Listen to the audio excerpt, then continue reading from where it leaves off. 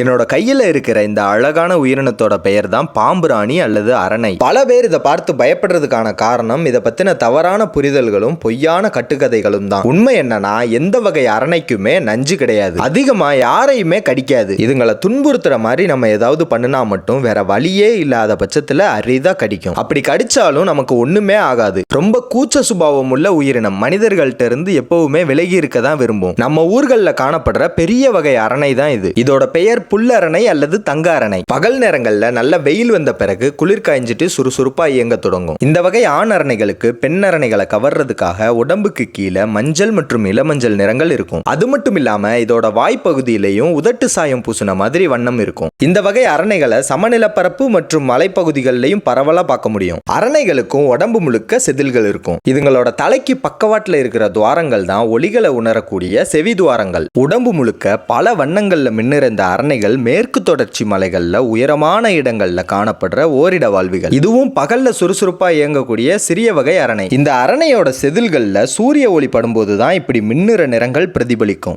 இந்த கோணத்துல பார்க்கும்போது உண்மையான நிறங்களான பழுப்பு மற்றும் கருப்பு நிறங்கள் நம்ம பார்க்க முடியும். இந்த வகை அரணைகள் கண்டுபிடிக்கப்பட்டு குறிப்பிட்ட ஆண்டுகளுக்கு பிறகு யாருமே பதிவு செய்யல. கிட்டத்தட்ட 90 ஆண்டுகளுக்கு பிறகு ஆராய்ச்சியாளர்களால 2015ஆம் ஆண்டுல மறுபடியும் கண்டுபிடிச்சு பதிவு செய்யப்பட்டிருக்கு. இந்த நீல நிற வாளுடைய அரணையோட பெயர் தான் நீலவாள் அரணை. மேற்கு மற்றும் கிழக்கு தொடர்ச்சி மலைகள்ல உள்ள உயரமான இடங்கள்ல பார்க்க முடியும். புட்களுக்குள்ளேயும் இலை சருகுகளுக்குள்ளேயும் வாழும். இதோட வாழ்விடம் இந்த மாதிரி தான் இருக்கும். அரணைகள் மற்ற உயிரினங்களால தாக்கப்படும் போது தன்னோட வாளை துண்டிச்சிரும். வாள் துடிக்கிறத பார்த்து அந்த உயிரினம் திசை திரும்புற நேரத்துல இந்த அரணைகள் தப்பிச்சு ஓடிடும். தன்னோட தற்காப்புக்காக இந்த யுக்தியை அரணைகள் பயன்படுத்துது. கொஞ்ச நாள் கழிச்சு அரணைகளுக்கு மறுபடியும் வாள் வளர்ந்துரும். 2018ஆம் ஆண்டுல நான் கல்லூரியில படிச்சுட்டு இருக்கும் போது எடுத்த புகைப்படம் தான் இது. ஒரு நாள் மலையடி வாரத்துல நான் நடந்து போய்கிட்டு இருக்கும் போது இந்த அரணை வெட்டிக்கிளி ஒன்ன பிடிச்சு சாப்பிடுறதுக்காக பாறை இடுக்குக்கு இழுத்துட்டு போயிருச்சு. இந்த உலகத்துல அரணையோட முக்கியத்துவம் என்னன்னா, பூச்சிகளை அதிகமா விரட்டி பிடித்து வேட்டையாடி சாப்பிட்டு கட்டுப்படுத்தும். பாம்புகள், பறவைகள் போன்ற உயிரினங்களுக்கு உணவாக இருந்து உணவு சங்கிலியில் பெரும்பங்கு வகித்து வருது. அதனால